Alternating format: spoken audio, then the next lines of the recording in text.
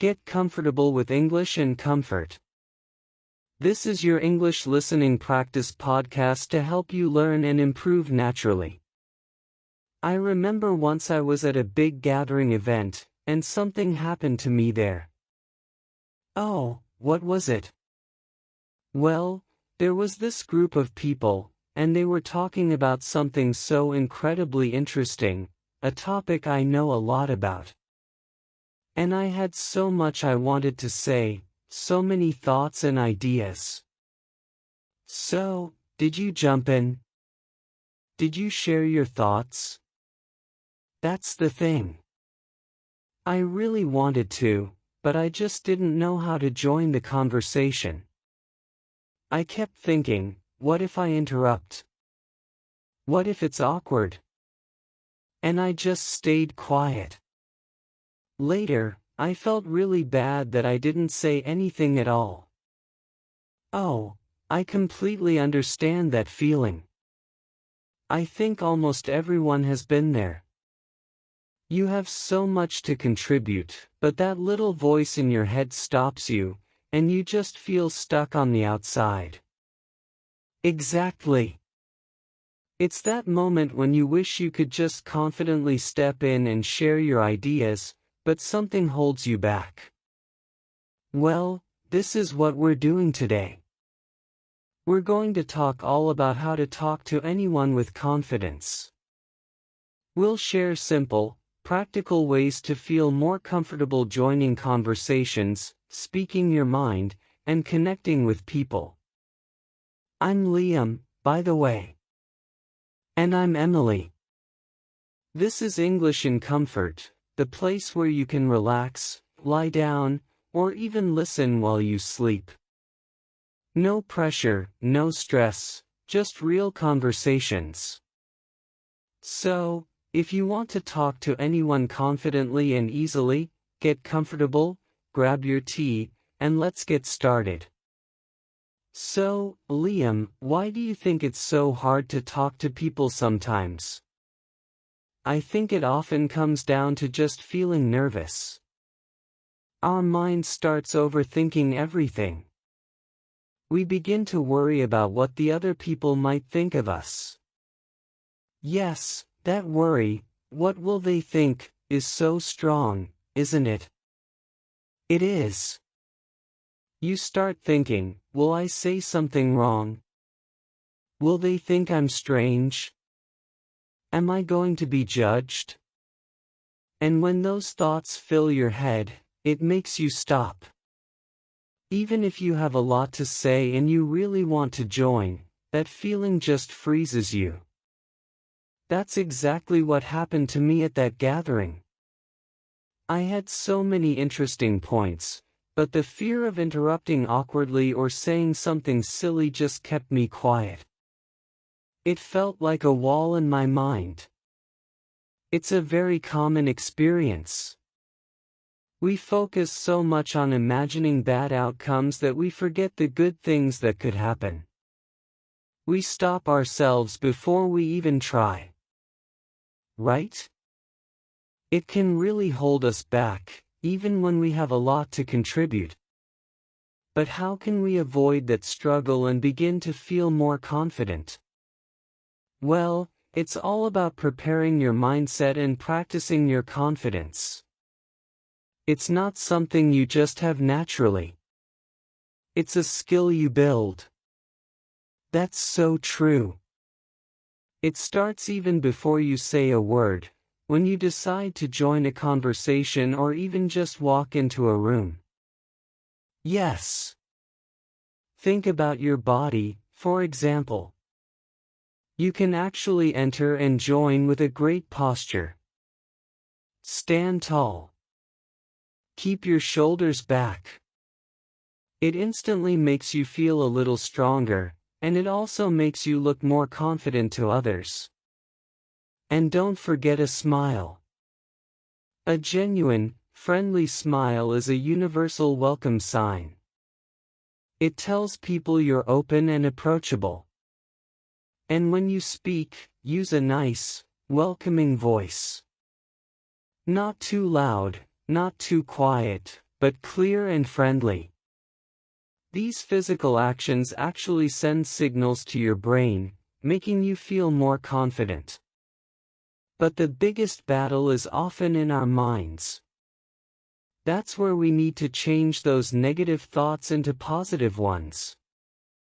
Instead of letting your brain say, "What if I say something wrong? What if I make a mistake and look silly? What if they judge me?" You need to shift them to positive thoughts. You need to switch that thought immediately. For example, instead of "What if they laugh at me?" you can tell yourself, "Well, at least I made someone laugh today." Or, "If I make a mistake, it's okay. It's just a learning moment." Or, instead of thinking, "What if I interrupt awkwardly?" tell yourself, "I'm just going to try to join the flow of the conversation in a polite way." The worst that can happen is you pause, and then you try again. It's about remembering that in most everyday conversations, it's not that serious. People are usually focused on enjoying the moment, not judging your every word. They're more likely to appreciate you joining in. Right? It's not that serious if you think about it. However, for many people, the challenge isn't just what to say, but how to start. A lot of us struggle with what's called small talk, or just simply initiating the conversation. Yes, that's it. If you don't know, initiate just means starting something. So, initiating a conversation means simply being the one to begin talking. It can feel like the hardest part, especially when you're walking up to a group or someone you don't know well. It's true. You see a group laughing and chatting, and you have thoughts, but then you think, "How do I just enter that? What do I say first?" The first few words can feel really difficult to find. I think if I knew back then, in that gathering, how to start the conversation smoothly, or how to just join it without feeling awkward, it would have helped me so much. And small talk is so important too. By small talk, we mean those easy, light conversations about general things, like the weather, or what someone did on the weekend, that help you connect with people.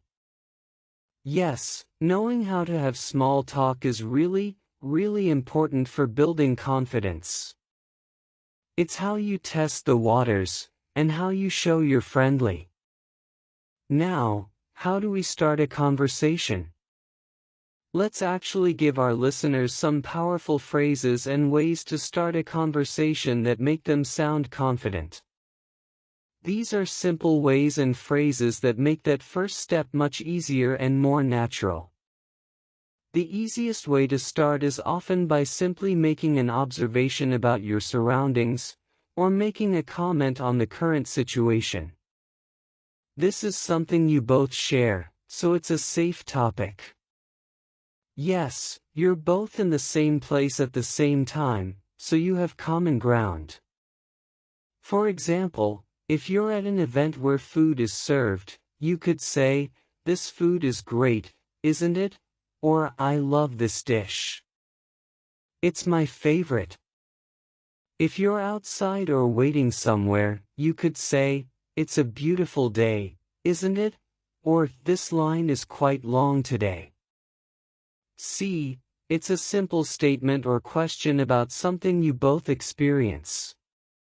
It opens the door for the other person to reply. The next trick is to ask an open-ended question. An open-ended question means a question that cannot be answered with just yes or no. It invites the other person to give a longer answer, which starts a conversation. This is very important.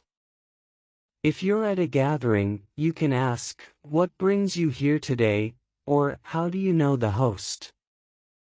If you see someone with a book or wearing a shirt from a certain place, you could say, "What are you reading?" or "I love that city." "What did you like most about it?" These questions immediately invite more than just a single word, which helps the conversation grow.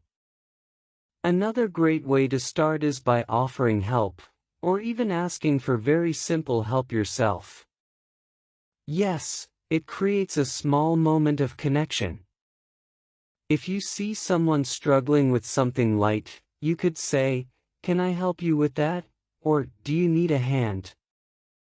If you genuinely need a piece of information, you could say, "Excuse me, do you know where the restroom is?" or "Could you tell me what time the next bus is?" Most people are happy to help, and this small interaction can naturally lead to a longer chat. Also, another powerful way to start is with a sincere and specific compliment. Sincere means it's real, and specific means you don't just say, "You look nice." For example, if you like something someone is wearing, you could say, "I love your bag. Where did you get it?" Or if you notice something they've done, you can say, "That was a really interesting point you made earlier." This makes the person feel good and gives them an easy way to respond. Just make sure it's honest. But what happens after those first few words? Now that we've started the conversation, how do we keep the conversation going? That's the next big step. Our tip here is to use simple strategies to keep the conversation going and avoid those awkward silences.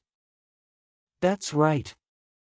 The most natural way to continue is by asking follow-up questions. This means you listen to what the other person just said, and then you ask a question that relates directly to their last point. It shows you were listening. Don't just ask a new random question. For example, if someone says, "I just got back from a trip," you don't then ask, "What's your favorite color?" Instead, you ask, "Oh, where did you travel?" or "What was the best part of your trip?" Or if they say, "I'm really busy with a new project at work," you could ask, "What kind of project is it?" or "Is it challenging?" It makes the conversation feel natural. Another great way to keep it going is to share something related to what they just said, but remember, keep it brief. It's not about taking over the conversation. For example, if they talk about loving to read, you could say, "Oh, I love reading too. What kind of books do you usually read?" If they mention a hobby like cooking, you might say, "That sounds fun. I tried making pasta last week. It was quite an adventure." You're adding to the conversation, not just asking questions. This makes it feel more like a real conversation. It's also very important to show that you're listening and interested. Simple words and sounds can make a big difference. Like, for example, "Oh, really? That's interesting. Wow." Or, "I see what you mean." These show the other person you're engaged, and it encourages them to continue talking. It makes them feel heard. Also, you can simply comment on what they said. For example, if they say, "I spent the weekend hiking in the mountains," you could say, "That sounds like fun," or "I understand what you mean." Hiking can be very refreshing. If they share a small frustration, you could say, "That must be tough," or "I can see why that would be annoying." These phrases show understanding. By mixing them, you can keep conversations flowing naturally and feel much more confident talking to anyone. Alright, so we've talked about how to prepare your mindset, how to start conversations, and how to keep them going. Now, let's talk about some common mistakes people make that can actually make them feel less confident, and how to avoid them. Sometimes, knowing what not to do is just as important as knowing what to do. The first mistake is over-explaining or apologizing too much. You know when you say something and then you immediately try to give too many details, or too many reasons, or you say "I'm sorry" many times for small things. That can make you sound less confident, even if your idea is good. If you give too many details or keep apologizing, it can make your listener feel like you're not sure about what you're saying, or that you think you've done something wrong, even when you haven't. Right. Just say what you need to say clearly and then stop. Trust that the other person understood you. If they need more information, they will just ask you. The next common mistake is something many people do without realizing it, not truly listening, and just talking way too much. Oh, this is a big one. We sometimes get so focused on what we want to say, or worried about silence, that we forget to really hear the other person. A conversation is like playing catch with a ball. One person throws, the other catches, then throws back. If you just keep throwing the ball without letting the other person catch it, it's not fun, and it's not a conversation.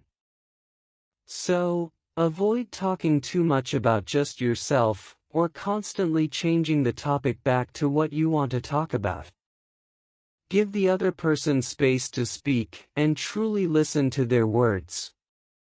Also, during a conversation, stop avoiding eye contact. If you don't look at the person you are talking to, it can make you seem uninterested or shy. Making good eye contact shows the other person that you are interested in what they are saying, that you are engaged, and that you are confident. It builds connection. Of course, you don't need to stare intensely. A natural amount of eye contact, like looking at them when they're speaking, and looking at them when you're speaking, is perfect. It shows respect and interest. Alright, Liam.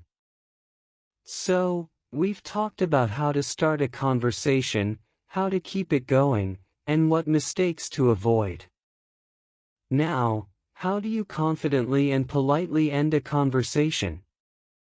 That's an important point. Nobody wants to be stuck in a conversation that's gone on too long, or to just walk away awkwardly. Knowing how to exit smoothly leaves a great impression.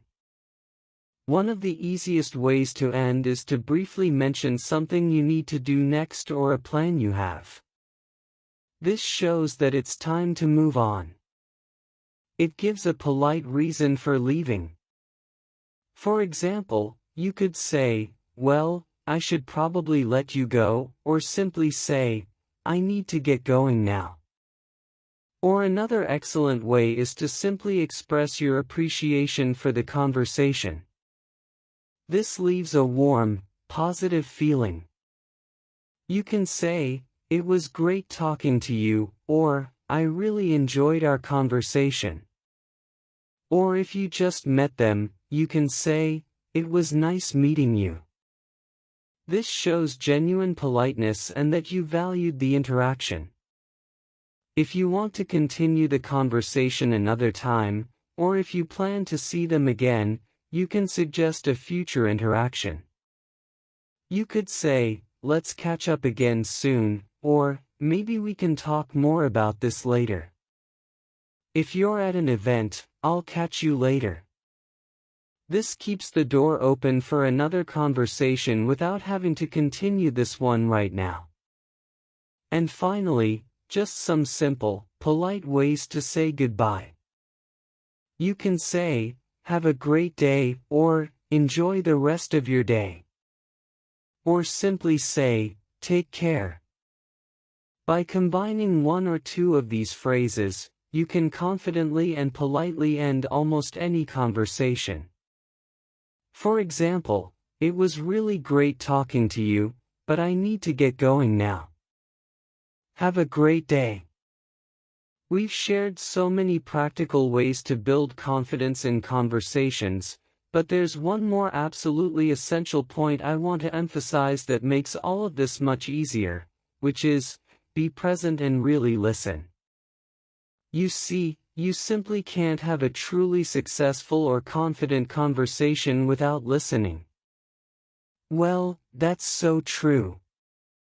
If you're not listening, you're just waiting for your turn to talk. Or worse, you're busy thinking about what you're going to say next. When your mind is focused only on you talking, or on what you're going to say, you're not really hearing the other person.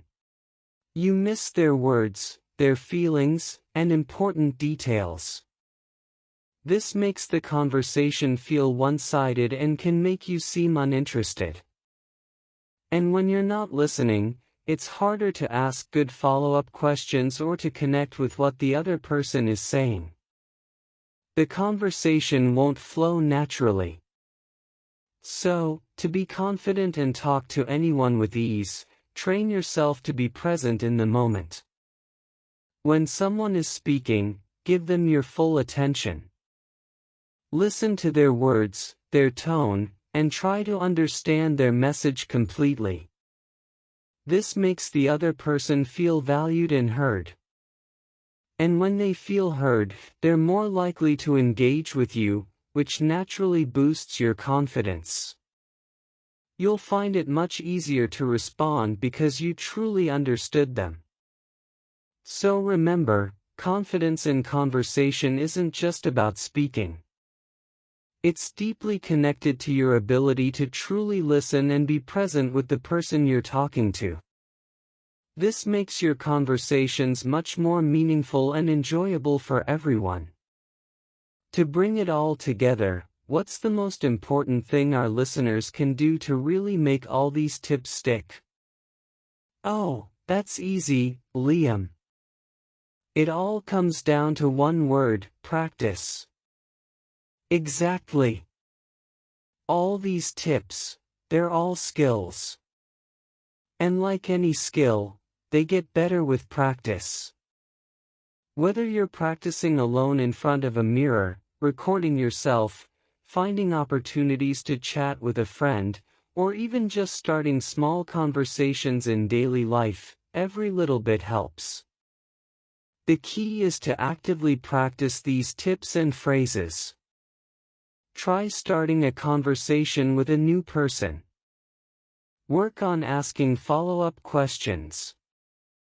Focus on listening more than talking in your next chat. And after you practice, take a moment to think, how did that go? What could I improve next time? This helps you see where you can improve and grow. That brings us to the end of our episode on how to talk to anyone with confidence. We've covered so much today, so we truly hope these tips help you overcome nervousness, step into conversations, and feel more at ease sharing your thoughts and ideas with anyone. What do you think of today's episode? What's one tip you're excited to try out in your next conversation? Tell us in the comments below. For more episodes, make sure you subscribe to English in Comfort wherever you listen to podcasts.